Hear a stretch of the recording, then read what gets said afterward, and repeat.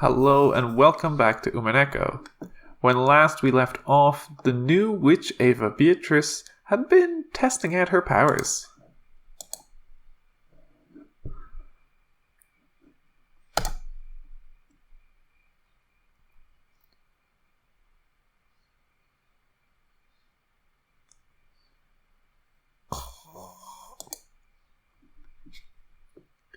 Phew, looks like she's finally calmed down. Higurashi wiped his own forehead. For a time, Eva had seemed to be having a very painful nightmare, but it appeared she'd finally fallen asleep. As promised, he still gripped Eva's hand. He'd thought it might be time to let go pretty soon, but he faithfully continued to hold on. Every once in a while, his hand would get tired, and he would switch between his right and his left. But even so, as promised, he didn't let go of her hand. At that time, there was a heavy knock. Eva had finally been able to fall asleep, so Higurashi grimaced for just an instant. "Aniki, Hideyoshi-san, sorry. Is Rosa there?" It was Rudolph's voice. What could it be? Hideyoshi headed for the door, hiding his footsteps so that he wouldn't wake Eva. It was definitely Rudolph's voice, but just in case, he opened the door without removing the chain. What is it? Something happened to Rosa-san? We can't find Rosa or Maria-chan. I thought they might be with you. I heard her scolding Maria-chan in the corridor. They got quiet after that, so I thought they'd gone back to the lobby. But did they... That idiot. Rudolph clicked his tongue. Other people could be seen in the corridor. Rosa hadn't returned for a while after going out into the corridor, so they'd begun to worry.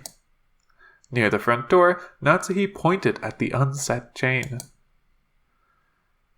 The chain isn't set.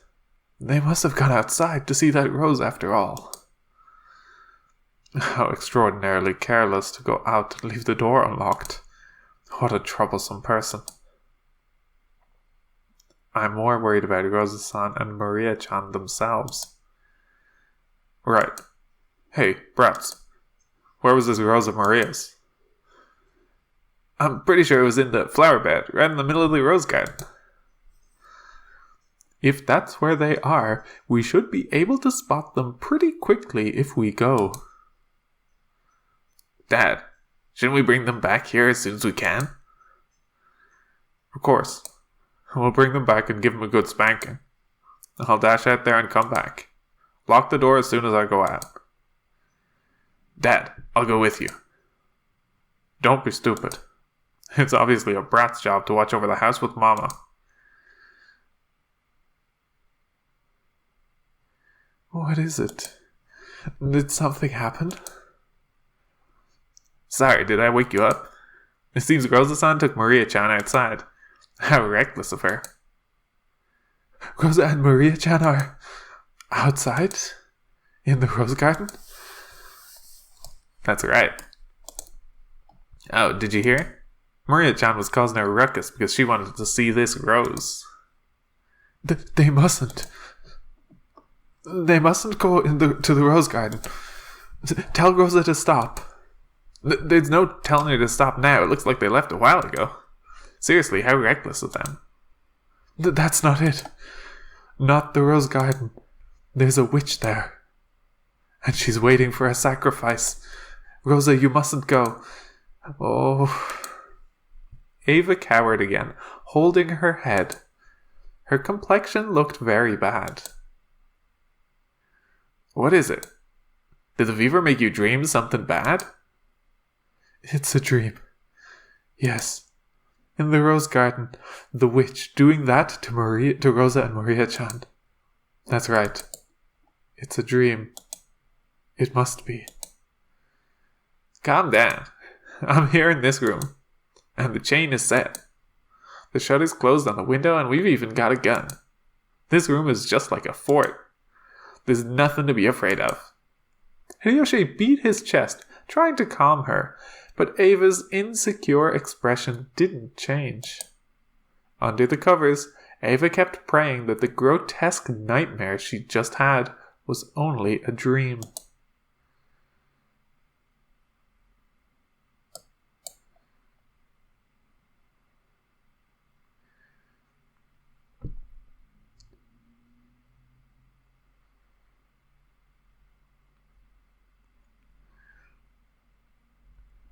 In the center of the rose garden, Rudolph identified the corpses of Rosa and Maria. After that, he returned to the guest house, called for help, and carried both of them into the guest house. If we can trust Nanjo's examination, the cause of Rosa's death was a stab to the medulla oblongata with the pointed gate of the fence. It is thought that Maria's death was due to strangling with bare hands.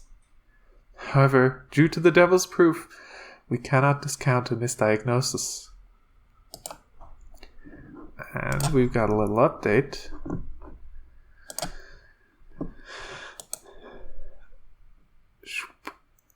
New people added. Shermia Rosa died in the rose garden with her medulla oblongata pierced by the spear-shaped part of the fence. If Maria's death hadn't been a clear homicide, it may have been possible to suspect an accidental death in Rosa's case. This woman was the human sacrifice for the birth of the new witch. Shermia Maria. Her corpse was found in the rose garden. The cause of her death was strangling, probably by bare hands. Circumstantial evidence makes it reasonable to assume that she was killed after Rosa. Then, her blood became the red ink for the witch's oath. I will say it in red. Rosa and Maria died. The causes of death were as Nanjo diagnosed.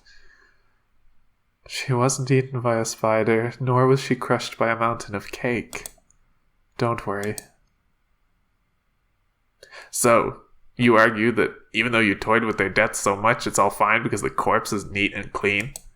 I definitely won't forgive you.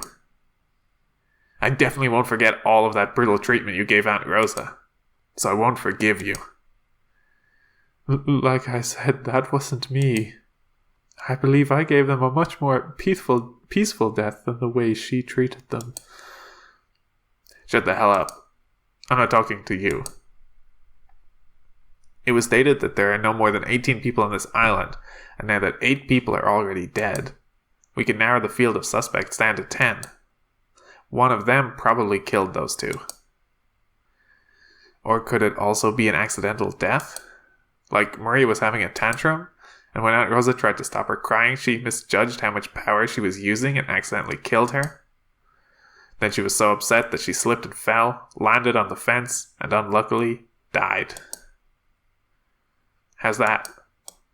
That way there's no need for a witch or for magic. Well, that's not quite true. Actually, Rosa and Maria... Shut up. Didn't I say I wasn't talking to you? You're an eyesore, so disappear. You monster. Battler said that without rage, but with a horribly cold voice. That strange behavior was something Beato had noticed right off the bat. In a fight, both of them could go at each other without restraint. However, he wouldn't even step into the ring. She could feel that coldness. Beato didn't find that amusing. She thought about flaring up, but she held back. Maybe even though she was innocent and childish, she had enough sense to realize that she shouldn't pick fights. Is that so? Then I'll vanish. Ronave, continue for me.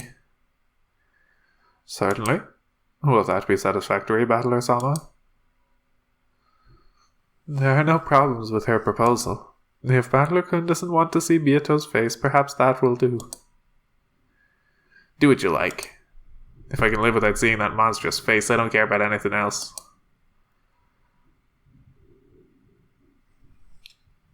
Hey, wait a second. You keep saying monster, but isn't that a cruel way to speak of me? Why do you instinctively hate me so much, Battler? Even though none of that was me, even though it was all the work of my disciple. It's not like I'm only mad about what happened just now.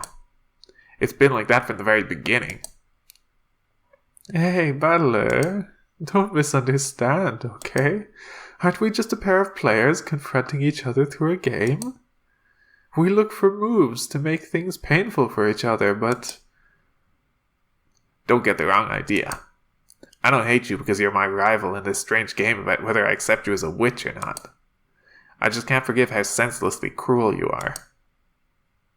Well, serial murders are a part of this game. It's probably impossible to avoid a little cruelty. I'm not just talking about what just happened. There was the last time, and the time before that too.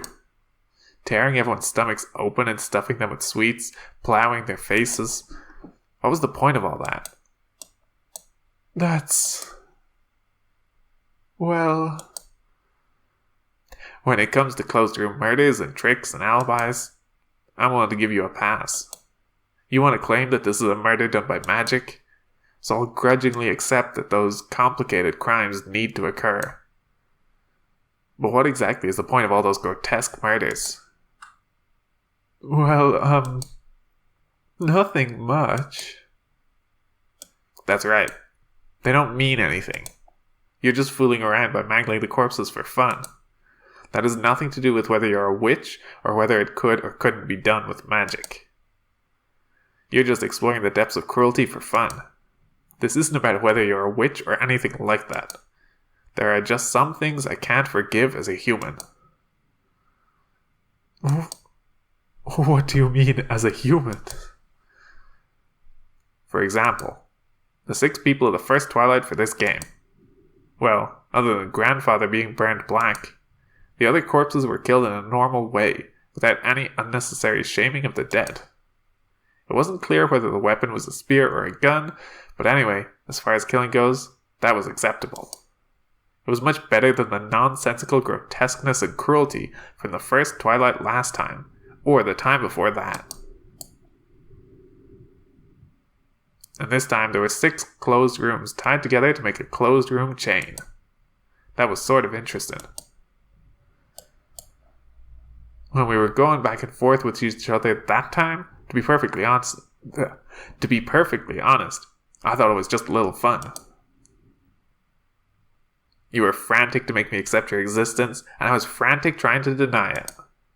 We were both frantically doing all we could. This may sound weird, but I felt a faint sense of sportsmanship between the two of us. We exist in conflict, but I faintly thought that we might not be completely unable to understand each other's existence. But just now, that feeling was blown away without a trace. That's what you're misunderstanding. That wasn't me. That's not it. That's not what I'm talking about. You watched Aunt Rosa being killed horribly over and over, and you sneered at it like it was an interesting show. When I saw that, I was deeply disappointed in you. When I realized that your decision to kill them in a slightly better way this time was nothing more than a faint whim, and that nothing had changed in your cruel character, I was deeply disappointed. On the contrary, you were genuinely enjoying those brutal deaths. You weren't just acting as cruel as you could to bully me. You truly, genuinely enjoy cruelty. Your character lets you enjoy it. You said I'd probably think that Aunt Rosa being brutally killed over and over was fun. You weren't joking. You enjoyed it from the bottom of your heart, wanted me to sympathize, and said that I'd probably think it was fun. In that instant, I lost respect for you and realized the truth. The problem isn't whether you're a witch or not. I will not forgive that cruelty of yours. And I can't understand it. I can't forgive it either. Still, I'll continue this game of whether to accept or deny witches. I won't step down and accept my own defeat. However, your pointless cruelty is absolutely unnecessary for that game. So I've decided that I won't accept you as my opponent. Renove is 100 times better. He doesn't have the same cruel hobby you do. Even if he doesn't have the awful taste to show it off in front of me. That's right. You have awful taste. You're heartless and cruel, so you can't understand. That's unpleasant in an opponent. So I don't want to see your face again. As Battler went on and on by himself, Beato was shocked into silence for a long time. Maybe she couldn't understand what she was being told, and this was a sign that she was doing all she could in an effort to understand. For a while she kept switching between angry expressions, frustrated expressions, bold expressions, as though even she herself didn't know what attitude she should take. In the end, she made her face into a candid expression, as though she had come to her senses, and shrugged her shoulders as though she was tired.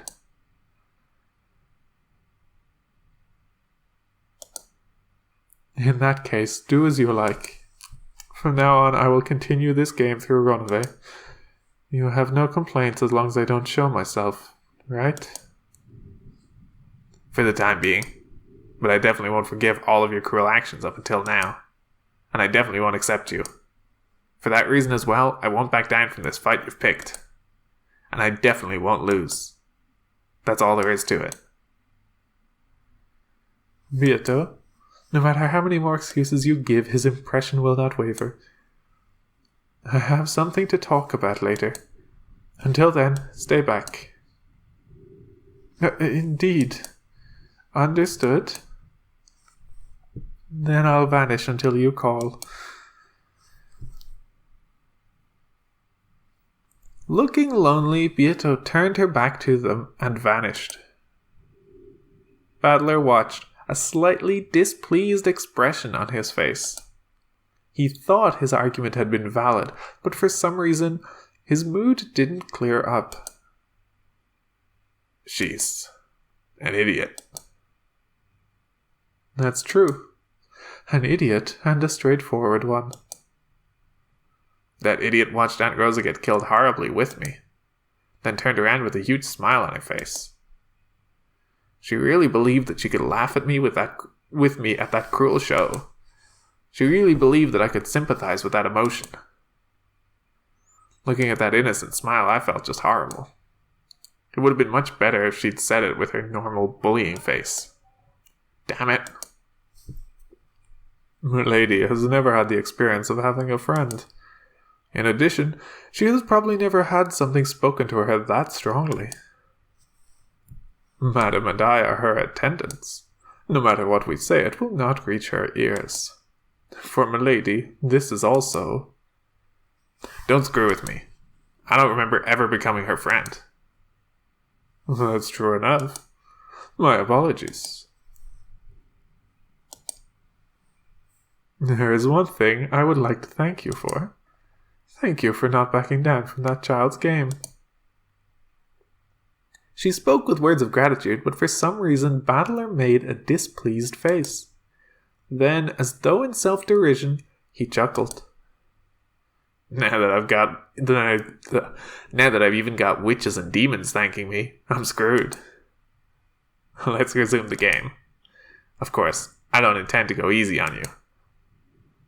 I wouldn't have it any other way. Unlike Milady, I do not get agitated. I've already made my move. If we suppose that Aunt Rosa is the culprit and died in an accident, I can deny the witch. I don't want to suspect Aunt Rosa, but I think I can bear to accept that premise if it'll beat the hell out of Beato. I will deny it with the red. Rosa's and Maria's deaths were homicides. Okay, let's start from there. Damn, I'm just not getting fired up.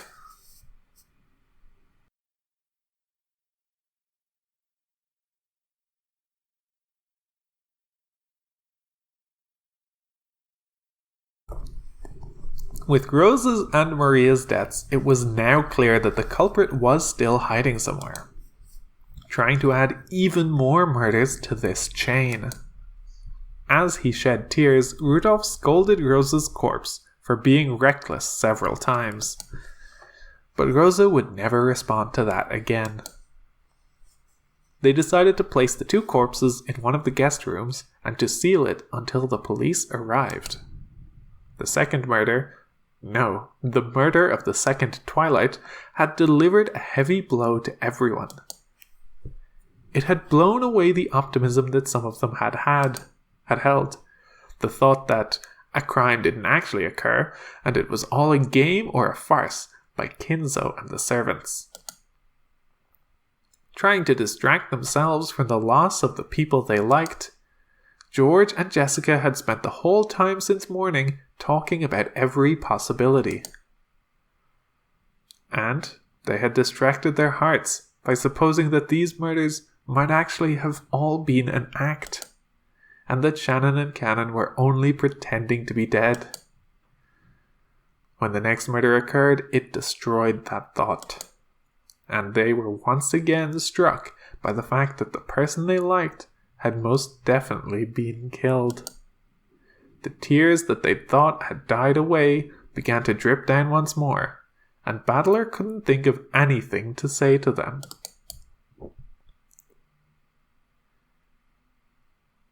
After that, all of the adults checked that all of the rooms were safe and locked, just in case. They made certain that the shutters on all of the windows were down and locked, and they confirmed that no one suspicious was hiding anywhere.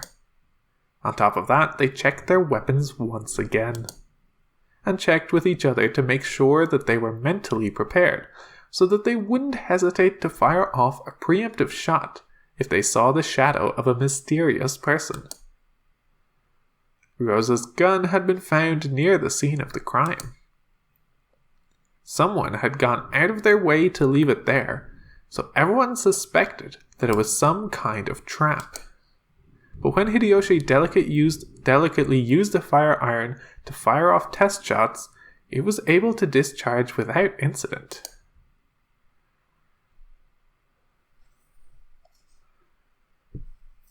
So since the 5 shots loaded into it had discharged without any problems, they reloaded it with bullets and handed it over to the only adult male who wasn't armed, Hideyoshi. However, the fact that it had been able to fire off 5 shots gave rise to a certain paranoia. This short-barrel Winchester could only hold 5 shots. In other words, Rosa hadn't fired even once. And yet, the two had probably been killed by someone with their bare hands. That meant there was a possibility that the crime had been committed by someone whose face they knew. When the first murder occurred, I privately thought of the possibility that it was all an act. My apologies to Dr. Nanjo, but if he had actually been an accomplice, I thought the deaths of all the servants might possibly have been a massive, elaborate act by Father. After all, the closed room situation they were in couldn't have been created unless we supposed that it was all an act. We also suspected that... No, I still want to believe that's the case. My apologies, but that is not so. I am quite old. I might possibly make a misdiagnosis. However, I would never mistake whether they were alive or dead. I get it. Don't go out of your way to say it out loud, Dr. Nanjo. My apologies. They had no way of knowing, but Beato had already used the red to proclaim the deaths of the 6. No, the deaths of all victims so far in this game. That faint dream that it was all a farce, that the victims were actually alive? I'm sorry to say it, but that's impossible. In that case, it makes more sense to assume it's someone familiar with the mansion. Someone hiding around and carrying out a really well-polished crime. So, ever since the typhoon came to this island and sealed it off from the outside world, there's been more than 18 people here. Of course, there was no way for them to know about that either. That claim of Rudolph's has also been denied in red. There are no more than 18 humans on this island. I might have a way to look at it that keeps things consistent, at least a little. Simply put, this person in hiding is someone who shouldn't really be on this island right now. And yet, there's a likelihood that they were someone Rosa-san knew. Someone she'd let her guard down around. So for example, could it be a servant who wasn't on this 2-day shift? It's hard to be certain about that one. When our servants finish their work and leave this island, it isn't as though we punch their ticket or something to make sure. If we're supposing that a servant on a shift from a few days ago only pretended to leave the island and actually stayed here, that would be hard to deny. I don't think Rosa-san is such a fool. If a servant who wasn't supposed to be here popped up in front of you, who wouldn't be on their guards? I'm not even sure we should be assuming that it was someone she recognized. Maybe they suddenly attacked Rosa from the darkness and were able to steal her gun. Then Rosa fell, hit her head against the fence, and stopped moving. The guest house was nearby, and they wanted to avoid the sound of gunfire, so they killed Maria-chan with their bare hands. There's also that possibility. Still, even if that is the case, would they really intentionally leave Rosa's gun at the scene of the crime?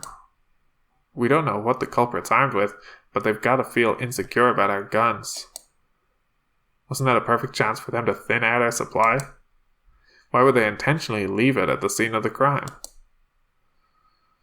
At first, I thought that gun was a trap. That's what chessboard thinking says it should be. By purposefully leaving it, they wanted to make one of us touch it. And they must have wanted to make us pull the trigger. I was sure that something dangerous had been done to it, to make it explode and cause massive injuries. But it was actually okay. The culprit probably panicked. I'll bet that right now they're regretting that they missed their chance to steal a gun. I don't like it. It ticks me off. It's a message from the witch saying she isn't even scared of guns. However, in any event, this is truly a fearsome opponent. Even at a glance, they should have been able to tell that Rosa had a gun. To think that they attacked her despite that. The fact that they are unafraid of guns should not be taken lightly. Indeed. It's as Nazi says. We should probably be even more cautious than we have been. This is just for peace of mind, but at the time we think Rosa-san was attacked outside. Where was everyone? Nazi and I were here along with Rudolph and Kyrie-san. I can guarantee their alibis. Eva and I were together. I can guarantee that. George Aniki, Jessica, and I were together. When Aunt Rosa yelled at us to return to the second floor, we retraced our steps back to the cousin's room, all dejected. Back then, if we hadn't let Maria go... Saying that isn't going to change anything. Dr. Nanjo? I was reading a book in a room on the second floor. I was by myself, so no one can verify my alibi, but I believe everyone saw me return to the second floor with the children. Once I say this, it'll never end. But what if you jumped out the window, attacked Rosa, then climbed back up using a rain gutter or something? Don't be absurd. How could I perform a feat such as jumping down for the second story, or climbing up with this old body? Let us stop suspecting each other. It's more important that we trust each other. And, for the sake of the children's sakes as well, defend this place until the very end. You're right. It's like Natsuhi-san says. For now, let's stop suspecting each other. That's right. We may be useless as far as searching for the culprit is concerned. We can only stay alive until tomorrow, inform the police, and follow their instructions. Because the police will definitely expose who the culprit is.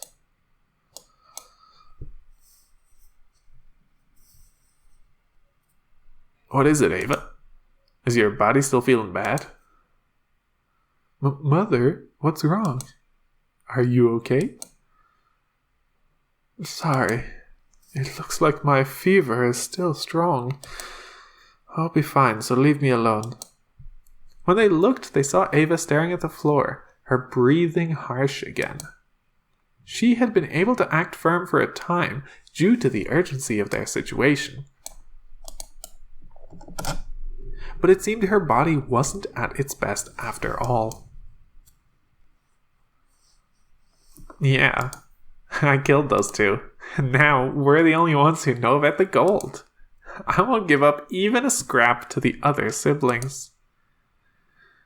What have you done? There was so much of that gold, right? Giving Rosa and the others their share wouldn't have been a problem at all, right? It would. That gold is to be passed on only to the head of the Ciconia family. That's because it, as a whole, represents no more or less than the honor of the head. To wound that even a tiny bit is definitely not something that I, the new Golden Witch Beatrice, will permit. Do you plan to continue these murders according to the witch's epitaph? Do you actually plan to become a murderer 5 more times? Yeah. If I don't finish that annoying ceremony, it seems my power as a witch won't become complete. Hey, me. The power of the witch is really awesome. It really can make all the crazy things we imagine become reality. The power to make dreams more than just dreams. Now that I've learned of this power, I can no longer stop being a witch. If I can finish the ceremony and make my power complete, I'm sure I'll be able to teach you that feeling too.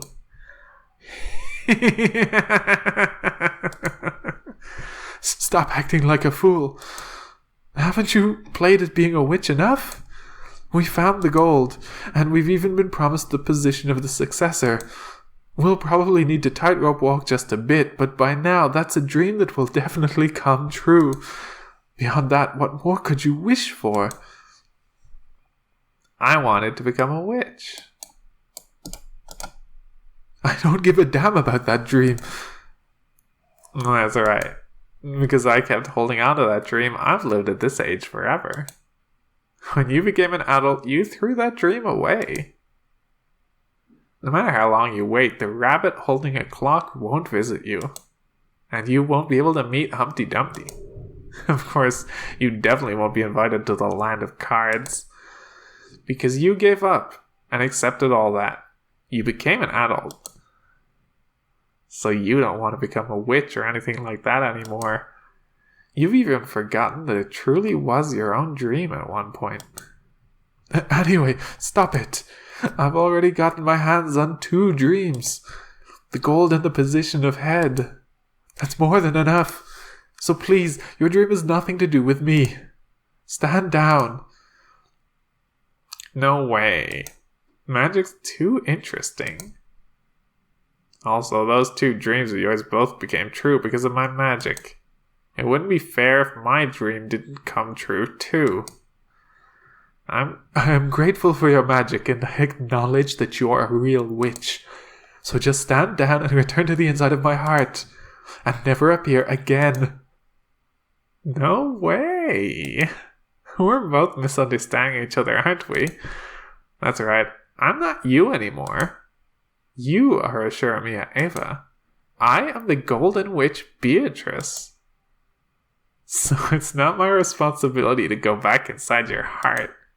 I guess I feel like a butterfly who's broken out of her cocoon. Meaning you. The fever is making my mind cloudy. My experience with magical power is forcing me to support it with your vitality. Until I finish the ceremony and become a full witch, you might have to bear the burden. I'll take that as payment for making 2 of your dreams come true. It's fine, don't worry, okay? For the remaining 5 sacrifices, I'll avoid your family. Let's see, Rudolph, Kyrie, Kraus, Natsuhi. After that, what about that old geezer Nanjo? Perfect, I'll kill those 5 people. Could you call this a murder announcement revealed only to you?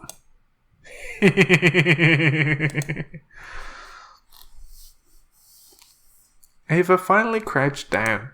Hideyoshi rushed up to her and lent her his shoulder. Are you okay? Let's take it easy and rest. Are you alright?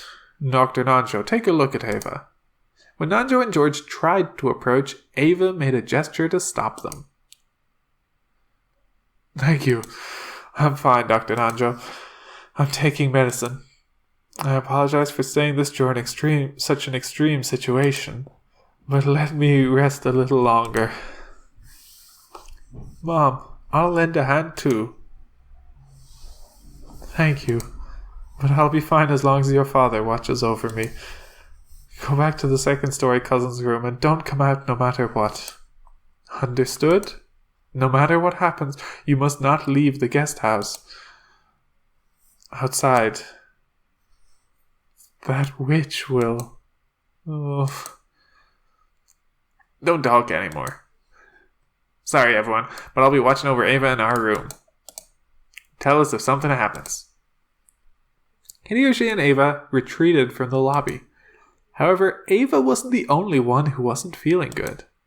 They hadn't gotten a wink of sleep since the previous night and had been pressed by tension since that morning. They were mustering their energy to protect their families. But if they relaxed even a little, surely everyone would be down and out.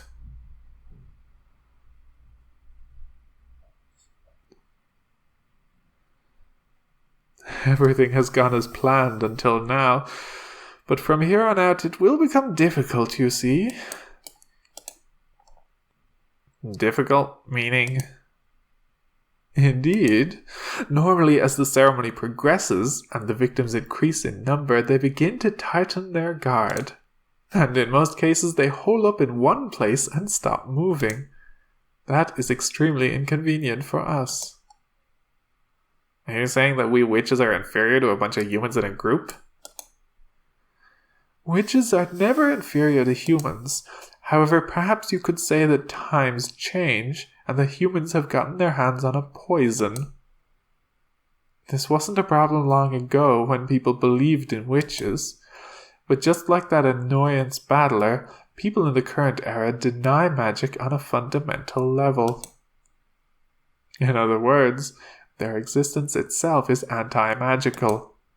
As a result, at some point they grew to possess a toxin inside their bodies that denies magic. In other words, you're saying that the more humans there are, the stronger that magic-resistant toxin gets, and the greater the disadvantage is for us witches? The combined amount of power in their hearts that denies magic, in other words, their magic resistance power, becomes the denominator in the equation of your magic's power. Understand? Is that a bit too difficult for you? You're joking. Actually, I understand it easily. In other words, you're saying that the more people there are who don't believe in magic, and the stronger their will is, the more the effects of our magic are divided. Yeah, if it's so formulaic, I'll have to rethink my method of attack. Fundamentally, magic possesses a vast power. It can even make a rain of fire fall from the heavens or divide a sea, and reviving a lost life isn't impossible either.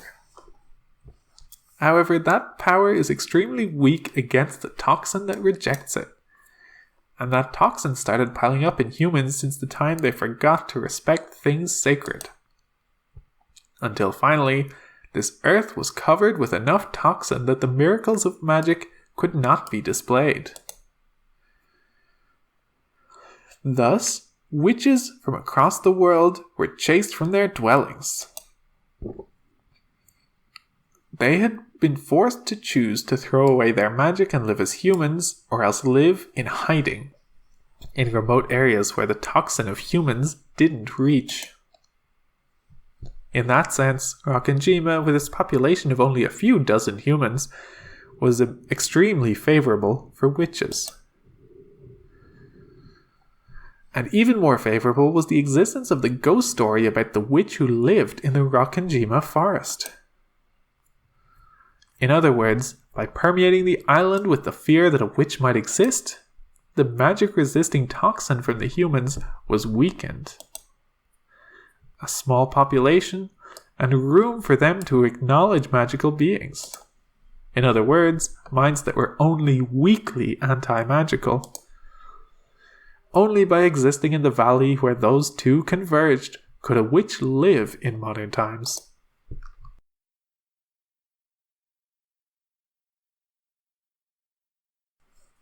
I see. So us using this formula, we can arrive at several rules for how a witch can use her power efficiently. The first is presentation. Create a murder scene that couldn't conceivably have been done by humans. Decorate it in an occult way. Make it look very much like a witch exists, and permeate people with fear to make them believe that witches exist. As a result, the anti-magic power and the denominator for our magical power will be decreased. I see.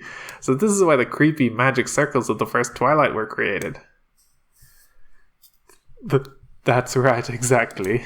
The gaudy scenes for the first Twilight in each game are all for that reason. It's definitely not as though I like being cruel or I'm doing it for fun. In that case, Predecessor-sama, you failed this time around. You killed them in a very plain way. It doesn't look like anything more than a simple mystery. I heard about last time and the time before that from Ronove. You should have damaged the corpses more grotesquely like you did then, making it look more like fantasy and instilling fear in those people. Well, about that. I thought it wouldn't be artful to do that every time, you see. Don't think too deeply on it, it's just a whim. Actually, it really had been her whim. After what Battler had said to her, she couldn't say it out loud anymore, but she really had decided her methods of killing based on mere whims. No, would it be better to say that she had half-heartedly let Ronove decide? After all, she left the closed rooms of this first game's Twilight to him. But if she had had a cruel idea, then she would surely have explored the limits of atrocity even worse than in the previous game. You told me to show some restraint when deciding Rosa and Maria's deaths too. But that wasn't a course of action beneficial to us witches either, was it? In actuality, by now, none of them believe one bit that a witch actually exists. They're totally sure that it's a mystery, not a fantasy. This turn of events is a failure from a witch's perspective. For some reason, you keep doing things in a kind of lukewarm way, Predecessor-sama. Like they say, things you learn when you're young will definitely help you out in the future. This is a test passed on from my predecessor to you. Take it on with respect. Wahahaha. Beato tried to laugh heartily, but it was obviously the fake laugh of someone trying to cover something up. And the new witch shrugged with a sigh. At this stage, it's probably too late to create a scene and reduce the anti-magic power. In that case, there's another move. Getting the humans to split up should work. Indeed, that is probably the most effective way. The smaller the number of humans, the more the denominator shrinks. As a result, the magical power functions instantaneously. In other words, it all begins from one point. How to destroy this barricade situation and have them split up into small groups. However, they are already very cautious. The barricade won't be destroyed easily, right? Both the barricade in Kinzo's study 2 games ago and the barricade in the parley last time were very stubborn. Furthermore, most of the cunning adults still remain this time. The situation is more difficult than all the ones before it, understand? If you wish, I could give you some special advice. In a closed circle, when the first murder case occurs, the survivors always hold up, gathering together to observe each other and ensure their safety. Funnily enough, not only do mystery authors and murder culprits worry about how to break that situation apart, but so do witches, who supposedly exist at the other end of the spectrum. For a while, the new witch poked her cheek with her pointer finger. And after acting as though she was planning something, she spoke. "No, I'm fine. After all, it is a test. I won't borrow your moves." "Really? Still, it would be rather difficult to defeat this barricade. Right?" "I've already made my move. I'm pretty sure it'll work. And it'll definitely work on someone smart." "Is that so? You really are excellent. I'm pleased to see that my disciple won't be causing me much trouble." "My motto is to study things myself before asking other people. Then, if you would excuse me, I have to wait for my prey to get lured out."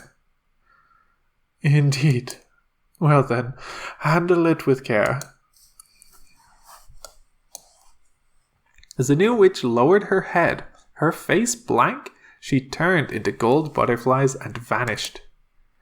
Beato didn't look happy at all. She seemed to be lonely because of how little she was being relied on. "Not one of them gives a fig for me. You witch apprentice acting so smart. I'll bet she makes some painful mistake and starts crying again. Then, without a doubt, she'll finally realize my greatness and beg me to teach her. Until then, I shall watch from on high." She laughed loudly on the outside, but a laugh no one can hear is completely pointless. Beato gave up and quickly stopped laughing. Ronove chose that time to show himself.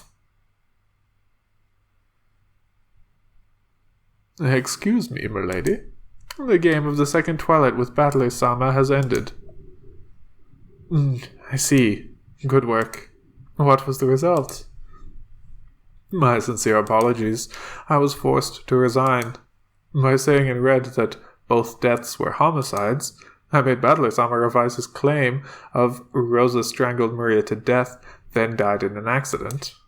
But I could not repel his chain of moves, placing Eva as the principal offender." "Wasn't Eva sleeping in her room the whole time as Hideyoshi cared for her?" He put forth the possibility that Hideyoshi was an accomplice, and that the two worked together to create an alibi. "He even suspects Hideyoshi? Couldn't you have struck back by saying in red that he was in the guest room at the time of the murder?" "I also thought of that, but multiple important pieces might have been taken several moves later. And, because this move might be connected to the new Beatrice-sama's strategy, I acted out of respect for her. My apologies." "Strategy, you say? Her mind does seem to be sharp." We can let her do as she pleases. It will be quite a show to see how far she can go." "Ooh, I thought you would say that. I see that the uncuteness of your disciple has left you in a bad mood." "That's none of your business. I wonder how that one plans to destroy this barricade going forward. I shall keep a close eye on her." "Oh, and how was Battler's mood?" It appeared as though he had calmed himself down. He did say that he couldn't get fired up after all, without you as his opponent." "Really? Well, that's no surprise at all. If I don't return for the fourth twilight and after, Battler will probably be lonely himself." "And with that, if you would excuse me, I need to go bake some delicious cookies. I must at least enliven the discussion between you and Battler-sama, milady." "Indeed, that guy really was munching your cookies, wasn't he? It's no surprise that a boy can eat so much. Make a lot of them." "Certainly. I shall make enough cookies to bury the table." That sounds great.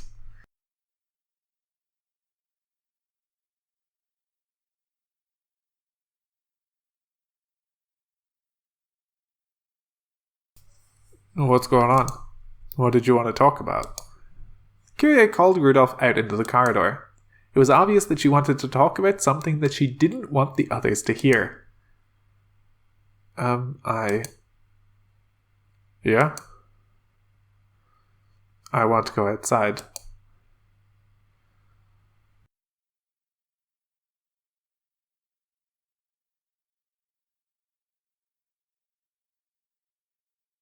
Unless it's 1 o'clock. That is going to do it for this episode. Thank you for watching, and see you next time.